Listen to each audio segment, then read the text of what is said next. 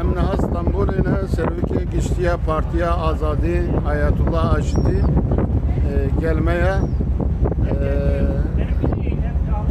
bu yekitiye kurda tavsiye ve nasihatı ve çına. Bu yekitiye kurda gerek emrin sünnetullah'a Xuda pek beydi. Fakat Xuda da ayeta biruzdet beji din perverdekirna fıtrat ya. Xudi derketna fıtrat ya. Ne guhardur peçağın parçalandına fıtrat ya. Beja bu yekitiye kurda dvel ser fıtrata kurda ayeti be avak. Bu avay dvel beriya gokurt Müslüman bir beriya gokurt mesihil bir beriya gokurt.